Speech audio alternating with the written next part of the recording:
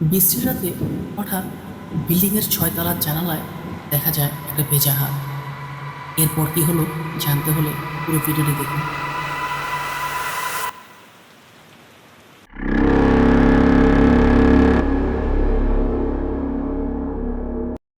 মানুষ বলে বৃষ্টির রাত নাকি খুবই সুন্দর, চারপাশে ভেজা মাটির গন্ধ আর একটা অদ্ভুত শান্তি। কিন্তু সিয়ামের জন্য সেই রাতটা ছিল তার জীবনের সবচেয়ে ভয়ঙ্কর রাত।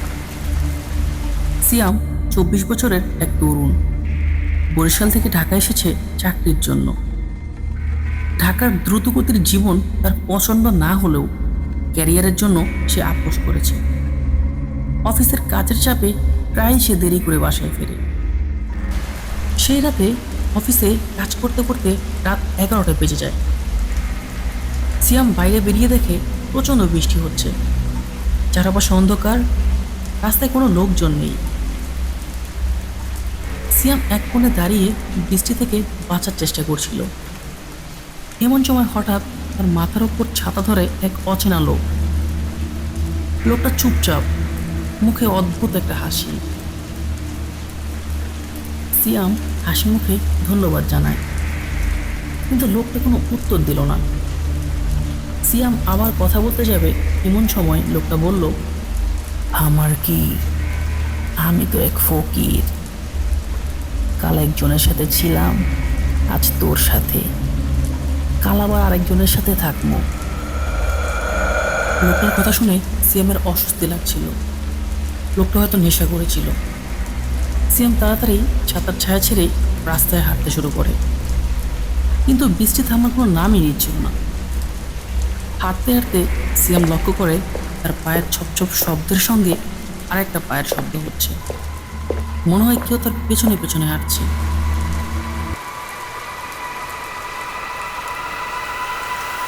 কিন্তু পেছনে তাকিয়ে দেখে কেউ নেই।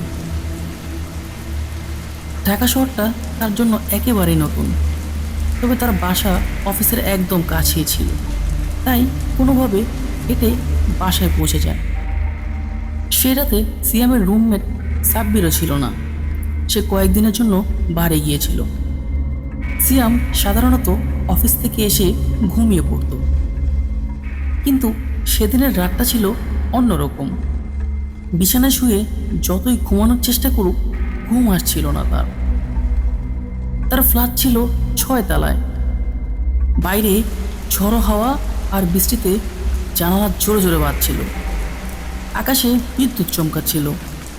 পুরো পরিবেশটা খুবই ভয়ানক হয়ে উঠছিল।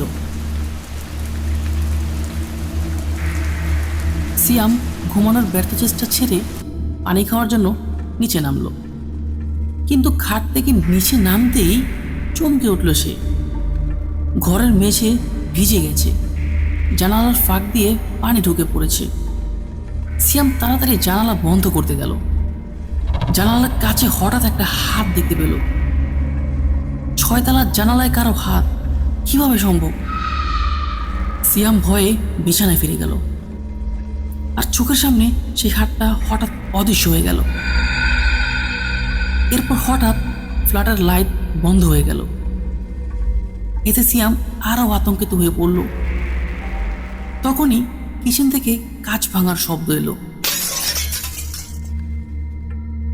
সিয়াম কিচেনে গিয়ে দেখে মেঝেতে একটা ভাঙা কাচের বোতল পড়ে আছে, আর এক কোণে একটা কালো বিড়াল।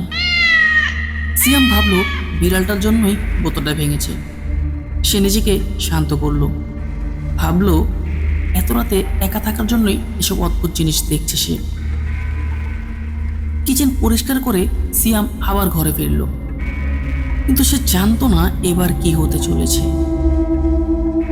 ঘরে ঢুকতেই সিয়াম দেখল ঘরের এক কোণে সেই ছাতাওয়ালা লোকটা দাঁড়িয়ে। তার শরীর থেকে পানি পড়ছে, মুখটা বিকৃত, চোখ দুটো লাল। লোকটা বলে, তুমি জানো আমি কে? আমি তো শুধু সাহায্য করতে চেয়েছিলাম, কিন্তু কেউ আমাকে বাঁচায়নি। হঠাৎ ঘরটা পানিতে ভরে যায়। সিয়াম ডুবে যেতে থাকে। সিয়াম জ্ঞান ফিরে পায় সকালে। সাব্বির তাকে উদ্ধার করে, মুখ থেকে পানি বের করে। সাব্বির অবাক হয়ে বলে, তুই ঠিক আছিস তো? 3 দিন যাবৎ ঘুমাচ্ছিস, তোর কি হয়েছিল? সিয়াম অবাক হয়ে যায়, 3 দিন যাবৎ ঘুমাচ্ছি। এরপর সে সব ঘটনা খুলে বলে। সে জানায়, যখন সে ডুবছিল তখন স্বপ্নে দেখেছিল সেই লোকটার জীবন। একদিন এমনই এক বৃষ্টির রাতে লোকটা অফিস থেকে বাড়ি ফিরছিল। প্রচণ্ড বৃষ্টিতে রাস্তায় জল জমে গিয়েছিল। লোকটা অফিসের নিচে অটো করছিল। তখন এক মহিলা এসে দাঁড়ায়। কিছুক্ষণ পর একটা গাড়ি মহিলাটাকে নিতে আসে। গাড়িতে ওঠার সময় মহিলার ওড়না গাড়ির দরজার সাথে আটকে যায়।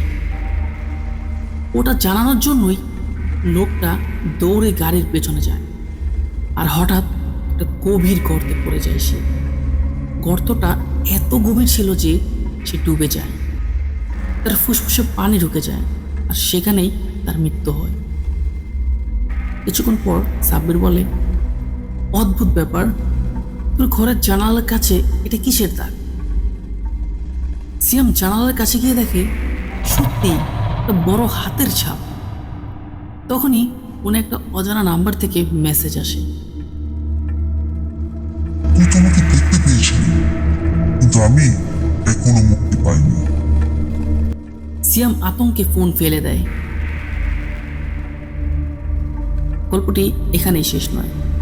এরপর কি হবে জানতে হলে কমেন্ট করুন। ভালো থাকবেন সবাই।